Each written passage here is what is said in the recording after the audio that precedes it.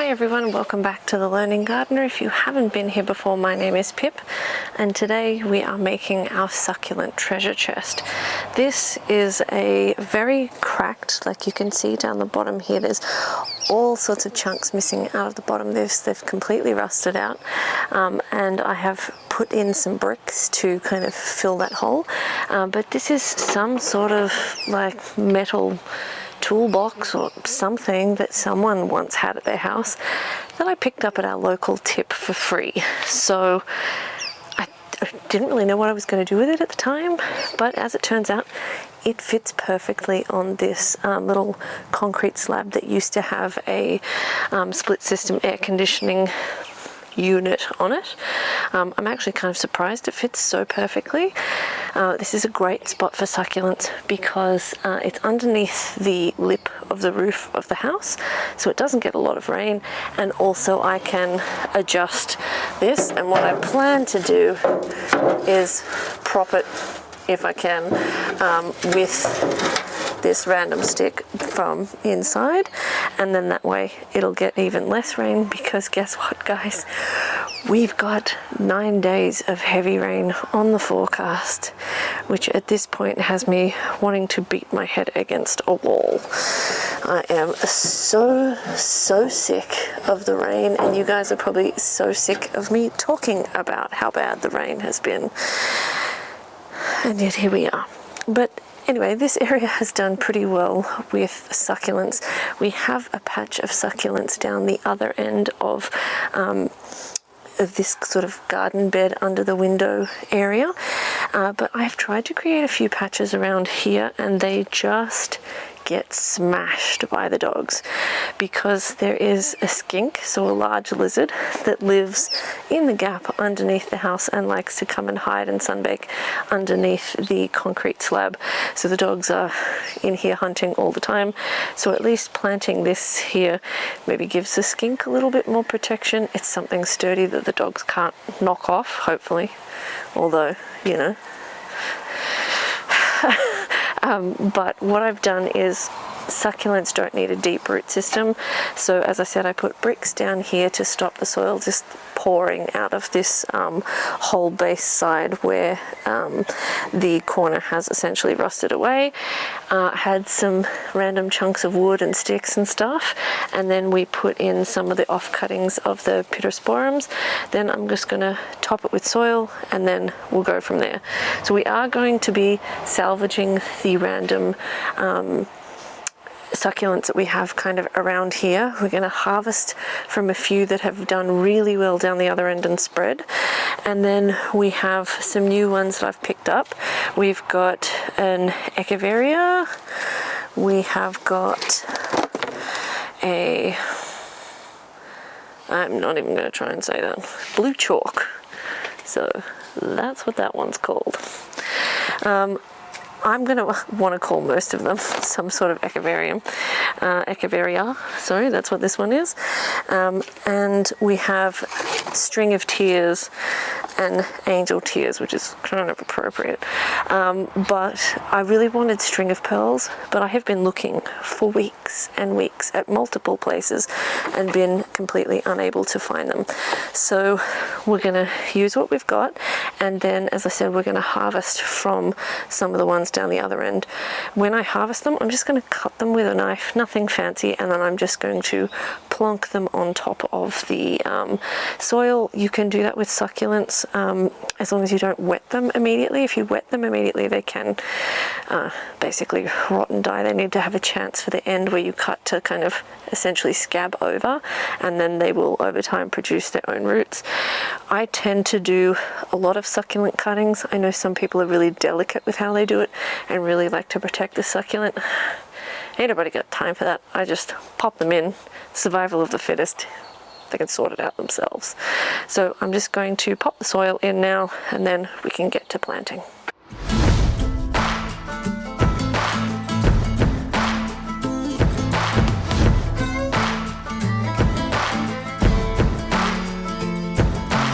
We went for each other like a bullet from a gun, faster than the sheriff's drawing, hotter than the sun. didn't see it coming lately. I've been on the run.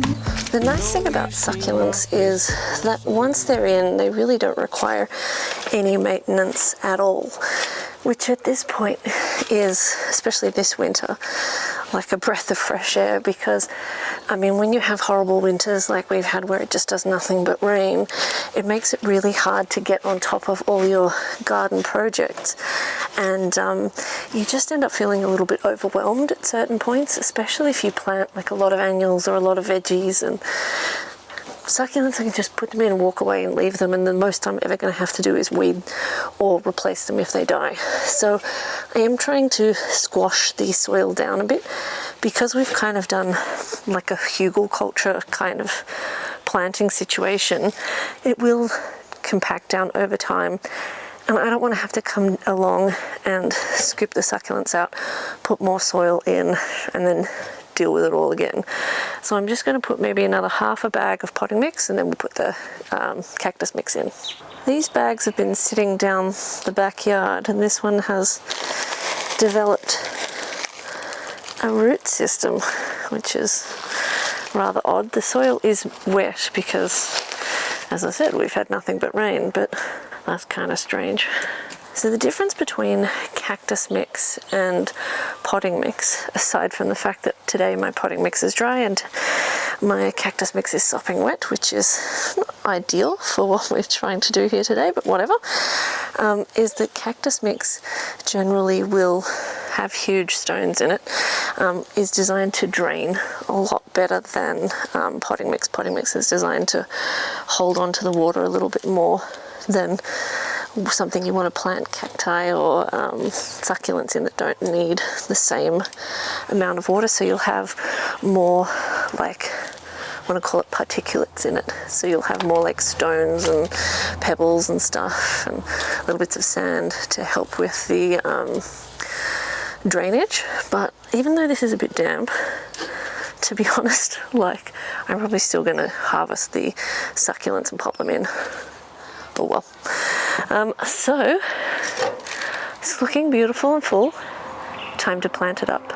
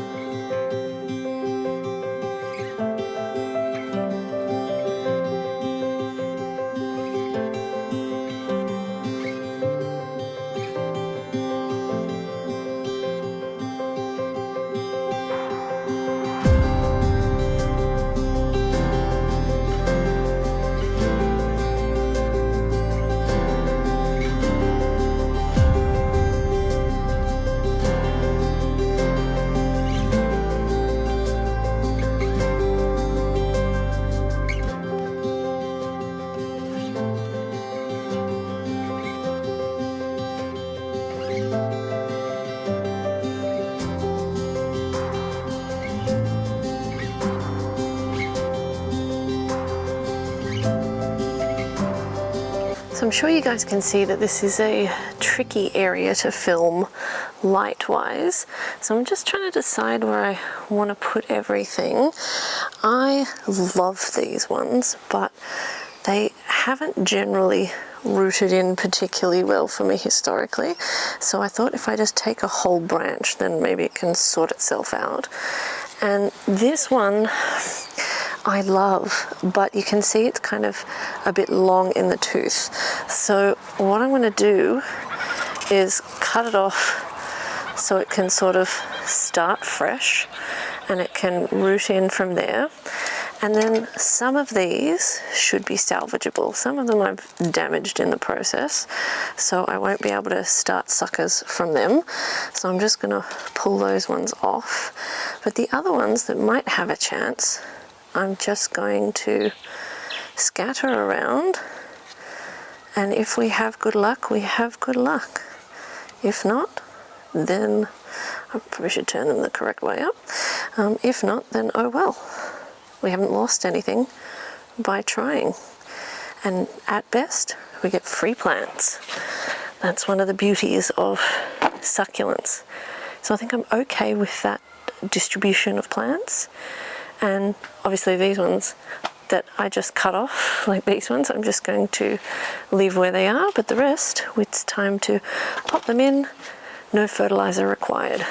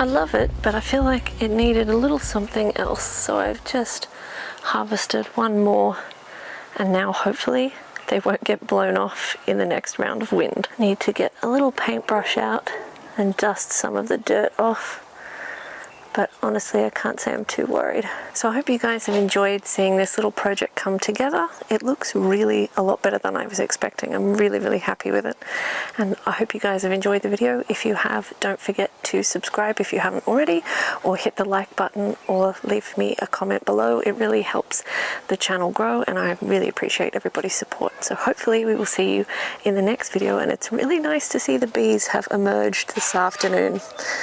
Spring is just around the corner.